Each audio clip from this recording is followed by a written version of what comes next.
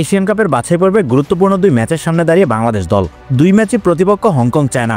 আগামী 9 অক্টোবর ঢাকায় এবং 14 অক্টোবর হংকংয়ের মাটিতে দলটিকে মোকাবেলা করবে বাংলাদেশ। এই দুই ম্যাচের জন্য ইতিমধ্যে প্রাথমিক দল ঘোষণা করেছেন বাংলাদেশ কোচ হাভিয়ার কাবরেরা। মাঠের অনুশীলনও শুরু হয়েছে। ধারাবাহিকভাবে পুরো দল নিয়ে আমরা আলোচনা করার চেষ্টা করেছি। আজ আমরা কথা বলবো বাংলাদেশের আক্রমণ ভাগ নিয়ে। বাংলাদেশের আক্রমণ ভাগ বরাবরই আক্ষেপ ও হতাশার জায়গা। রক্ষণ ও মাঝমাঠ যদি বাংলাদেশের শক্তির জায়গা হয়, সেখানে আক্রমণ ভাগ নিয়ে বরাবরই হতাশা থেকে যায়।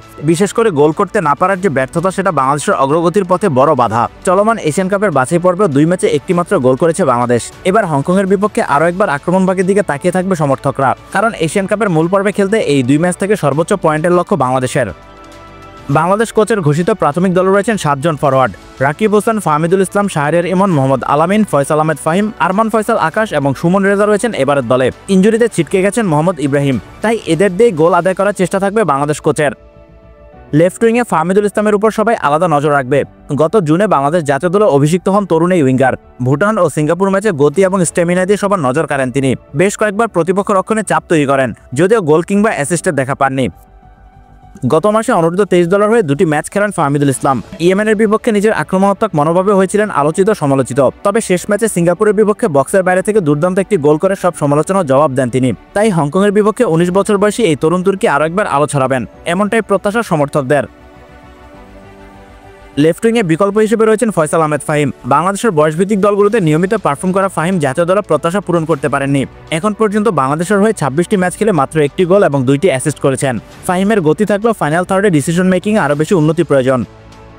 রাইট উইংয়ে বাংলাদেশের সবচেয়ে বড় ভরসা রাকিব হোসেন। সাম্প্রতিক সময় বাংলাদেশের আক্রমণে অটো চয়েস তিনি। যদিও জুনে ভুটান ও সিঙ্গাপুর ম্যাচে তাকে নাম্বার 9 পজিশনে খেলানো হয়েছিল, যেখানে রাকিবকে স্বাভাবিক ছন্দে দেখা যায়নি।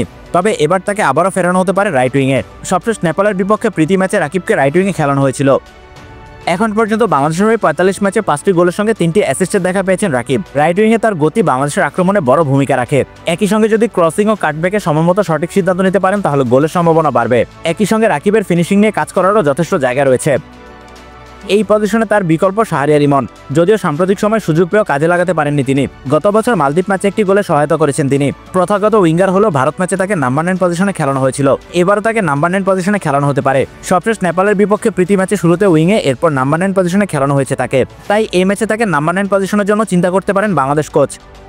প্রপার নাম্বার 9 হিসেবে দলে রয়েছেন সুমন রেজা। সবশেষ নেপাল ম্যাচে প্রথমার্ধে তিনি ছিলেন নাম্বার 9 পজিশনে, যদিও জাতীয় দলে 27টি ম্যাচ খেলে মাত্র একটি গোল করেছেন তিনি। তারপরও এবার নাম্বার 9 পজিশনে সুমনকে ব্যবহার করতে পারেন বাংলাদেশ কোচ। ঘরোয়া ফুটবলে আলো ছড়ানো তরুণ ফরওয়ার্ড মোহাম্মদ আলামিনকেও খেলানো হতে পারে নাম্বার 9 পজিশনে, যদিও এবার আবাহনীতে তাকে রাইট উইংয়ে খেলানো হচ্ছে। এর আগে অনূর্ধ্ব 23 দলও তাকে রাইট উইংয়ে ব্যবহার করা হয়েছে। তাই বাংলাদেশের আক্রমণ ভাগে আমরা বেশ কয়েকটি কম্বিনেশন দেখতে পারি। দুই উইংয়ে ফাহমিদুল ও রাকিবের সঙ্গে নাম্বার 9 হিসেবে খেলতে পারেন সুমন রেজা। আবার রাকিব ফাহমিদুলের সঙ্গে স্ট্রাইকার হিসেবে খেলতে পারেন শাহরিয়ার ইমন। আবার একইভাবে রাকিব ফাহমিদুলের সামনে নাম্বার 9 পজিশনে দেখা যেতে পারে আলামিনকে। এখন বাকিটা নির্ভর করবে বাংলাদেশ কোচের চূড়ান্ত সিদ্ধান্তের উপর।